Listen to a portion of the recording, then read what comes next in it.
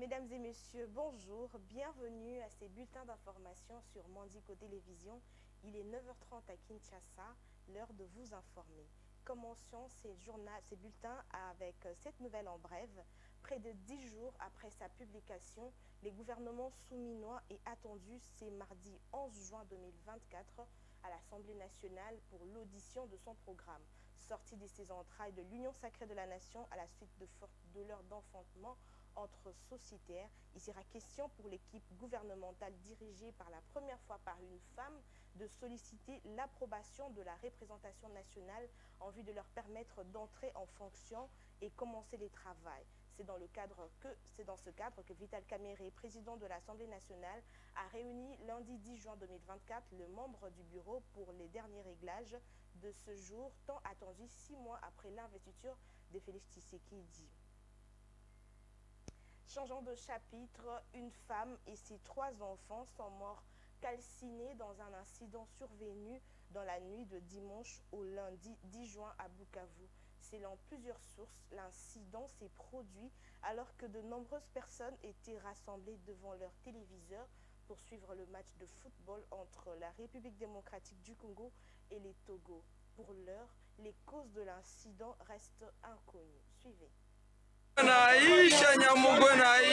Une femme et ses 3 enfants sont morts calcinés dans un incendie survenu dans la nuit de dimanche à ce lundi 10 juin à Bukavu, dans la province du Sud Kivu. 4 personnes sont décédées dans un incendie survenu en Kafu aux environs de 22 heures. C'est dans l'avenue Hôpital Général à 10 mètres de l'école primaire Kataliko. 2 maisons sont complètement calcinées, dit Zozo Sakali, président du cadre de concertation de la société civile du Sud Kivu. Ce bilan est également confirmé par la société civile de la commune de Kadutu. Dans son rapport, le chef du quartier Nkafu, Ndembende Chikobe, dresse un bilan de 4 morts et un blessé, dont le père des familles. Le bilan du dégât humain fait état de 4 morts dans une même famille, dont une maman et ses 3 fils. Le père des enfants, Safari Mugenzi, a été blessé par le feu mais n'est pas mort. D'autre part, le dégât matériel font état de 2 maisons complètement calcinées et tout le bien de la maison, dit les rapports du chef du quartier Nkafu. En moins d'une semaine, plus de 4 incendies ont été enregistrés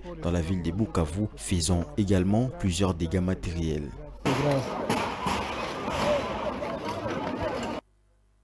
En société, l'avenue Assosa est désormais éclairée grâce aux lampadaires solaires installés dans ce tronçon qui commence dans la commune de Kasavubu jusque dans la commune de Bumbu au centre de la ville de Kinshasa à l'ouest de la République démocratique du Congo. Ces lampadaires ont été installés par la société Solectra dans le cadre du contrat signé entre cette dernière et l'hôtel de ville de Kinshasa. La population a salué cette initiative et souhaite qu'elle continue sur toutes les grandes artères de la capitale congolaise. Suivez. C'est une ambiance de joie chez les habitants et usagers de la route rencontrés sur l'avenue Assosa dans les communes de Ngiringiri et Kasavubu. Les piétons et les conducteurs des véhicules et motos circulent en toute sécurité la nuit sans craindre les actes de violence de certains bandits de grand chemin qui profitaient de l'obscurité pour ravir les biens des valeurs et inquiéter les paisibles citoyens. Grâce à l'éclairage public sur cette avenue qui accueille beaucoup d'usagers, même les vendeuses qui fouillaient l'insécurité dès la tombée de la nuit sont revenus. Sourire aux lèvres, Madame Gisela Shingo, une vendeuse trouvée la nuit le long de cette grande artère, a exprimé sa satisfaction.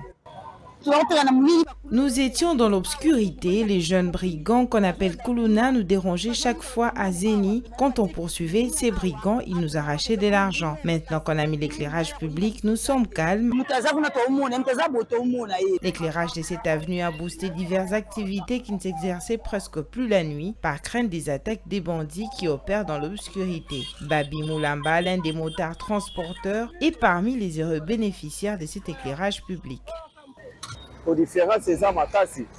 Il y a une très grande différence. Quand il y avait de l'obscurité, on avait peur d'emprunter cette route au coin des ennemis. Mais aujourd'hui, c'est plus facile avec la lumière qui est installée. Je peux passer là sans crainte. Avant, quand il y avait de l'obscurité, vous pouviez être surpris avec des gens qui surgissent quelque part et vous menacent. Mais maintenant, c'est calme.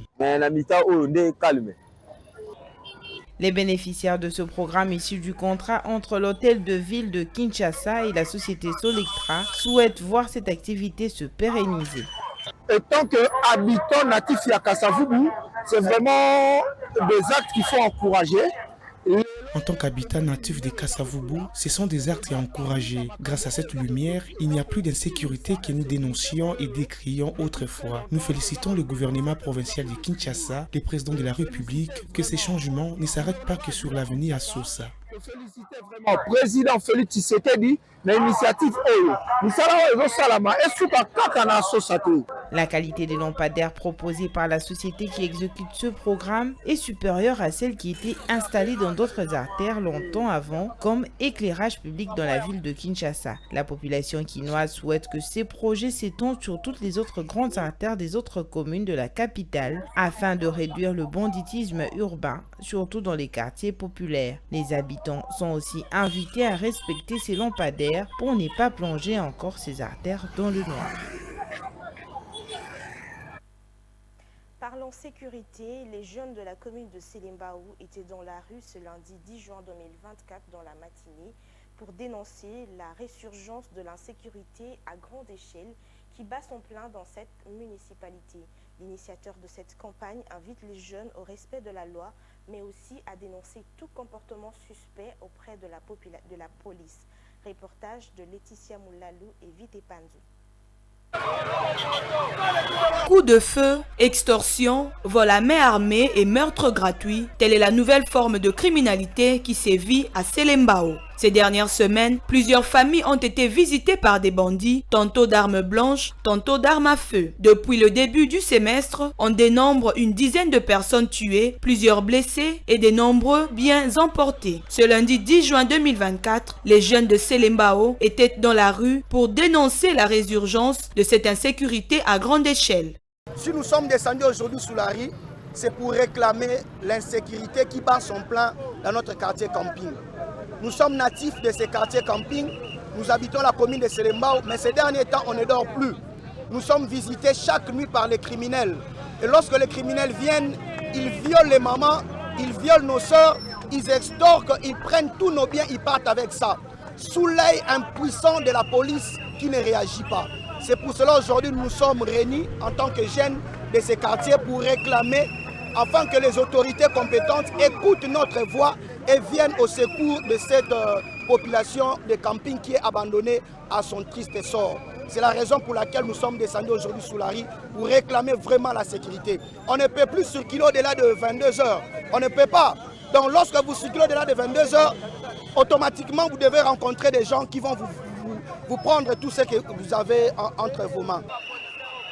La campagne Toboy Insécurité na Selembao a invité les jeunes au strict respect de la loi, mais aussi à dénoncer tout comportement suspect auprès de la police qui doit renforcer son dispositif sécuritaire. L'action d'aujourd'hui, c'est une action sociale, une action citoyenne.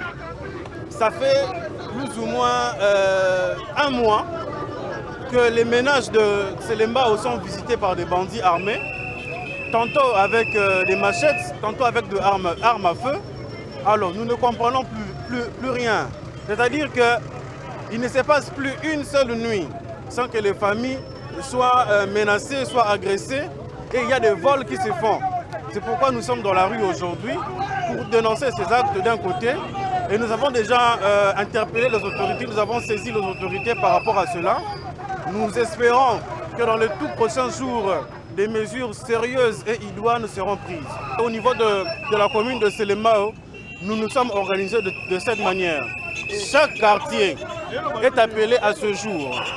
Chaque nuit, nous surveillons de minuit à au moins 5 h du matin pour veiller afin de contrer toutes les entreprises criminelles qui se déroulent dans la commune de Selembao.